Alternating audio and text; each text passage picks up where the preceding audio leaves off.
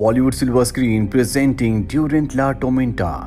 इस कहानी की शुरुआत होती है 1989 से, जहां पर हमें एक घर में एक बच्चे को दिखाया जाता है जिसका नाम निको है।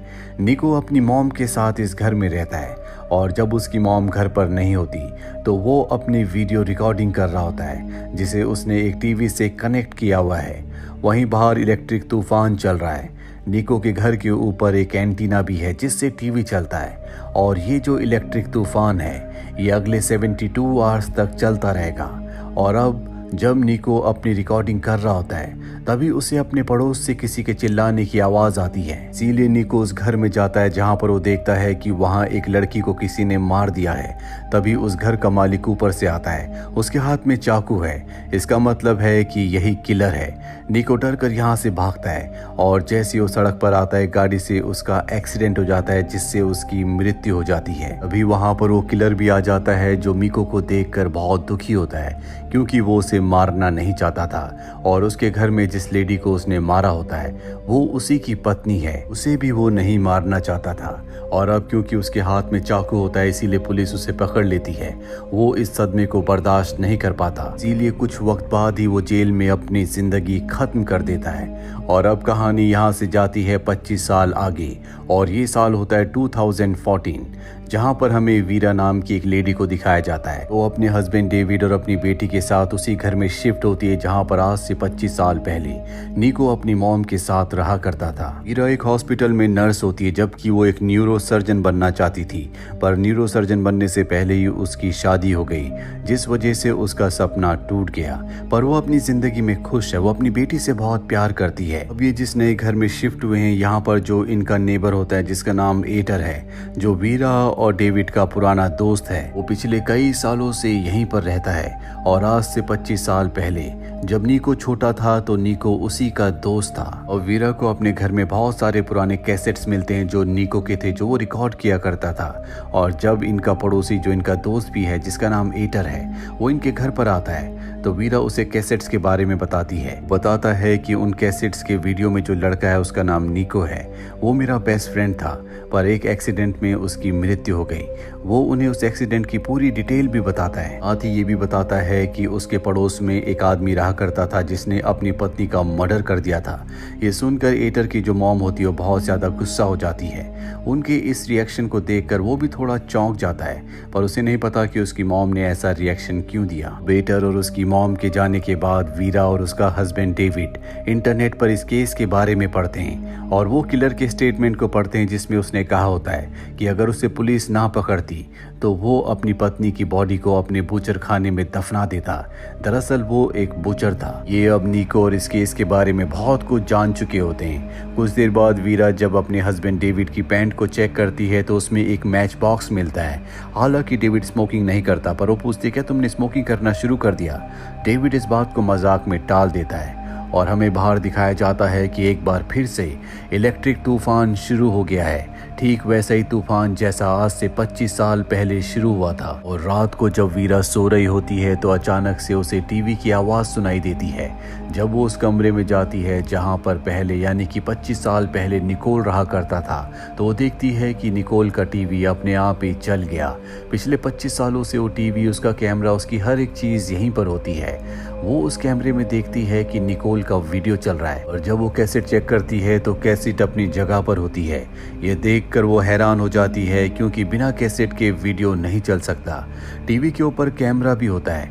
वो उस कैमरा को ऑन करती है और जैसे कैमरा ऑन होता है टीवी के अंदर जो निकोल होता है वो भी उसे देख पा रहा होता है। दरअसल तूफान की वजह से टीवी के जरिए यहाँ पर दो अलग अलग टाइमलाइंस जुड़ चुकी हैं, जो एक 2014 है जहाँ पर वीरा टीवी के अंदर निकोल को देख रही होती है और दूसरी होती है 1989 जहाँ पर निकोल टीवी के अंदर वीरा को देख पा रहा होता है।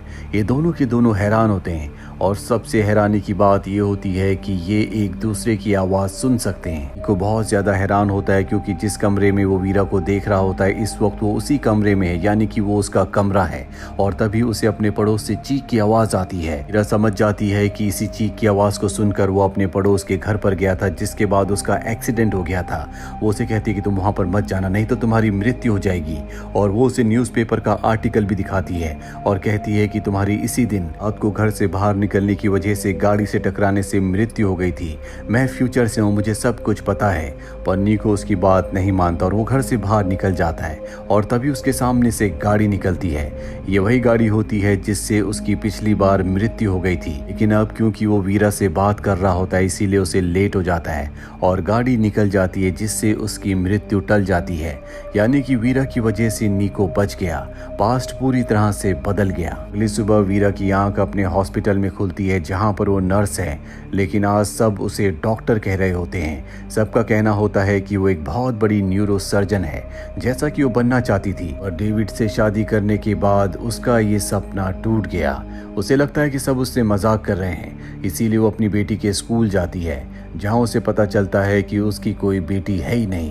वो अब पूरी तरह से परेशान हो चुकी है, इसीलिए वीरा अब अपने हस्बैंड डेविड के ऑफिस जाती है। और डेविड कहता है कि मैं तुम्हें इतना ही जानता हूँ कि एक बार तुमने मेरे ब्रेन का ऑपरेशन किया था, इसके अलावा मैं तुम्हारे बारे में कुछ नहीं जानता। मैं किसी और के साथ इंगेज्ड हूँ।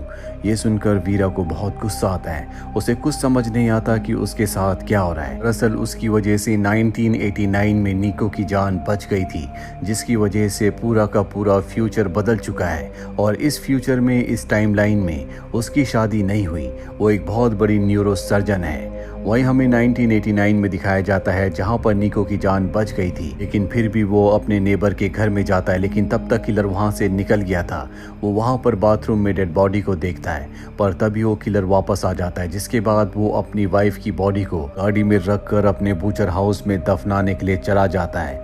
यहाँ निको देखता है कि उसके घर के ड्रॉर में उसी के बेस्ट फ्रेंड, जिसका नाम ईटर है, जो उसका नेबर भी है, उसकी मॉम का पासपोर्ट है। यहाँ पर हमें पता चल जाता है कि जो किलर होता है उसका ईटर की मॉम के साथ अफेयर होता है। और जब ये एक दूसरे के बहुत करीब होते हैं तो वहाँ पर किलर की वाइफ आ जाती है, जो ईटर की मॉम के ऊपर हमला कर देती है और गलती से उसी की मृत्यु हो जाती है, जबकि ना तो किलर और ना ही ईटर की मॉम उसे मारना चाहते थे। और अब निको को सब कुछ पता है, इसीलिए पुलिस को सब कुछ बता देता है। साथ ही वो ये भी बताता है कि फ्यूचर से एक लड़की ने उसकी जान बचाई, जिसका नाम वीरा है।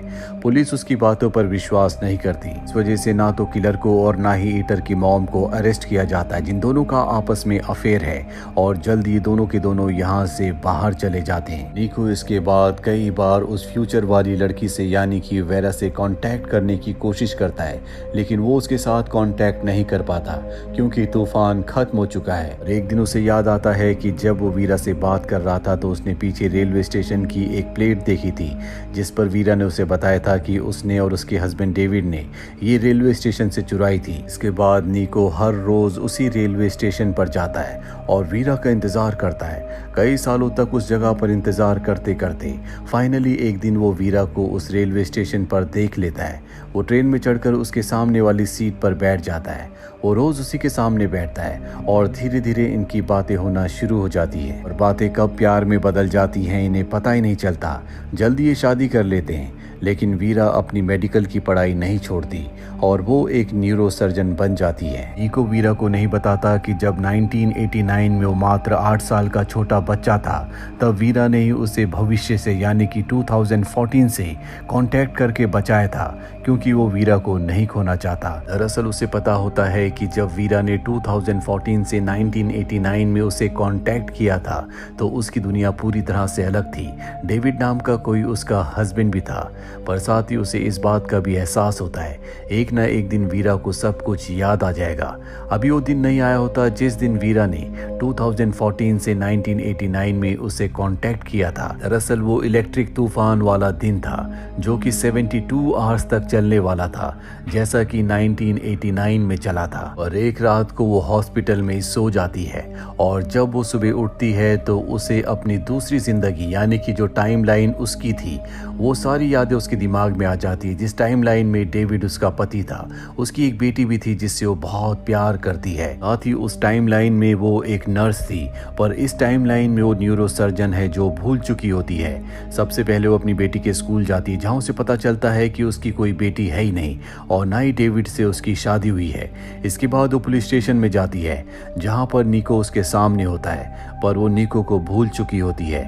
निको उसकी बातें सुनकर समझ जाता है कि उसे अपनी दूसरी टाइम लाइन वाली यादें वापस मिल चुकी है। इसीलिए वो बहुत शांति से काम लेता है। वो उसे समझता है, वो उसके करीब जाता है और उसे टच करता है, और जैसे ही वो वीरा को टच करता है, वीरा को अपनी और निको के साथ बिताई हर एक बात याद आ जाती है। उसके दिल में एक बार फिर से निको के लिए प्यार आ जाता है, पर साथ ही वो अपनी बेटी को बहुत मिस कर रही होती है। वो किसी भी कीमत पर अपनी बेटी को पाना चाहती है। वो निको से कहती है कि मुझे मेरी बेटी चाहिए। निको ऐसा करने से मना कर देता है, क्योंकि अगर उसे उसकी बेटी मिली तो वो वीरा को खो देगा, जिससे वो बहुत प्यार करता है। वीरा कहती है कि मैंने तुम्हारी जान बचाई थी और अब तुम्हें मुझे बचाना होगा, और ये कहकर वो बिल्डिंग से कूद जाती है। निको उसकी मौत से बहुत ज्यादा दुखी हो जाता है, किसी भी कीमत पर वीरा को बचाना चाहता है। और आज तूफान का दूसरा दिन होता है, इसीलिए एक बार फिर से वो अपने बचपन के टीवी को ऑन करता है।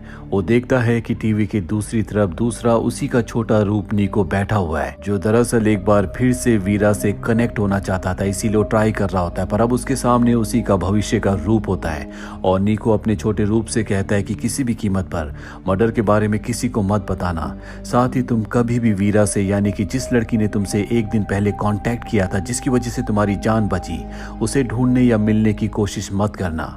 छोटा निको उसकी बात मान जाता है, यानी कि टाइमलाइन एक बार फिर से बदल जाती है, क्योंकि अब वो उसे ढूंढने की कोशिश नहीं करता, रेलवे स्टेशन पर उसका इंतजार नहीं करता। इसका मतलब ये है कि वो कभी निको के बड़े रूप से नहीं मिली और ना ही इनकी शादी हुई। और अब तूफान के तीसरे दिन वीरा की आंख खुलती है और वो देखती है कि उसके साथ उसका हस्बैंड डेविड सोया हुआ है, उसकी बेटी भी है, लेकिन उसे एक दिन पहले जो कुछ भी घटा था वो सब कुछ याद होता है, यानी कि निको के बारे में उसे सब कुछ पता है। उसे ये भी याद होता है कि किस तरह से वो ऊपर से कूद गई थी, और अगर वो जिंदा है इसका मतलब ये है कि निको ने एक बार फिर से टाइमलाइन को चेंज कर दिया। अब इस नई टाइमलाइन में उठने के बाद, जबकि उसे अपनी बेटी और डेविड भी मिल चुका है, वो डेविड के कपड़ों की तलाशी लेती है, जिसमें एक बार फिर से उसे वही मैच बॉक्स मिलता है जो उसे पहले भी मिला था। दरअसल ये मैच बॉक्स एक मोटेल का होता है, जिस मोटेल में डेविड एक लड़की से मिला करता था, और ये बात उसकी पार्टनर को, यानी कि उसकी पत्नी को नहीं पता थी। पिछली टाइमलाइन में उसकी पत्नी कोई और थी, यानी कि वो अपनी पत्नी को धोखा दे रहा था। और इस टाइमलाइन में जब उसकी पत्नी वीरा है तो उसकी जेब में उसी मोटेल का मैच बॉक्स मिलता है, जिससे उसे समझ में आ जाता है कि वो अब भी अपनी हरकतों से बाज नहीं आया, वो उसे धोखा दे रहा है। लेकिन वो इस बात से खुश होती है कि उसकी बेटी उसे वापस मिल गई। तभी वो विंडो से बाहर देखती है, जहाँ पर वो देखती है कि एटर की मॉम और किलर दोनों एक दूसरे के साथ हैं। इससे हमें समझ में आ जाता है कि 2014 के निको ने अपने छोटे रूप को 1989 के निको को जो बातें कही थी वो बातें उसने मान ली थी। उसने कभी भी मर्डर के बारे में किसी को नहीं बताया। इसीलिए किलर और एटर की मॉम, जो एक दूसरे से प्यार करते थे, आज भी एक दूसरे के साथ है। साथ ही किलर की पत्नी के बारे में कभी किसी को पता नहीं चला। उसे याद आता है कि सबसे पहली टाइमलाइन में जब किलर को पुलिस ने पकड़ लिया था तो उसने कहा था कि अगर उसे निको नहीं देखता तो वो अपनी पत्नी की बॉडी को बुचर हाउस में दफना देता, जिसके बाद वो उस बुचर हाउस में जाती और खुदाई करती है। वहां पर उसे किलर की पत्नी का स्केलेटन मिल जाता है। ये बात वो पुलिस को इन्फॉर्म करती है और जल्दी यहाँ पर पुलिस आती है। इनमें इंस्पेक्टर लायरा भी होते हैं। लायरा ही निको है। निको दरअसल उसका निकनेम होता है, लेकिन अब टाइमलाइन पूरी तरह से बदल चुकी है, इसीलिए उसे वीरा के बारे में कुछ भी याद नहीं होता। उसे बचपन की घटनाओं के बारे में इतना ही याद होता है कि भविष्य से एक लड़की ने उसे कांटेक्ट किया था, और अगले दिन एक लड़के ने, जिसने कहा था कि वो कभी भी उस लड़की को ढूंढने की कोशिश ना करे और ना ही मर्डर के बारे में किसी को बताए। इंस्पेक्टर लायरा को देखकर वीरा कहती है कि मुझे पता था कि तुम ही आओगे निको। जब निको अपना निकनेम सुनता है तो वो हैरान हो जाता और कहता है कि तुम मुझे कैसे जानती हो। वो कहती है कि तुम भी मुझे जानते हो, लेकिन फिलहाल तुम्हें कुछ भी याद नहीं है। वो उसे याद दिलाती है कि बचपन में जब तुम छोटे थे 1989 में फ्यूचर से एक लड़की ने तुम्हें कांटेक्ट किया था, वो लड़की मैं ही हूँ। साथ ही वो उसे उस टाइमलाइन की सारी बातें भी बताती है जिस टाइमलाइन में ये दोनों एक दूसरे से प्यार करते थे। ये दोनों पति पत्नी थे। दरअसल वीरा एक बार फिर से निको के साथ ही अपनी जिंदगी जीना चाहती है, क्योंकि उसे पता चल चुका है कि डेविड उसे धोखा दे रहा है और इस टाइमलाइन में उसके साथ उसकी बेटी भी है जिसे वो बहुत प्यार करती है। और इस तरह से उसे निको और उसकी बेटी दोनों एक साथ मिल जाते हैं। और इसी के साथ ये फिल्म, ये कहानी यहीं पर खत्म हो जाती है। उम्मीद करते हैं कि ये कहानी आपको पसंद आई होगी।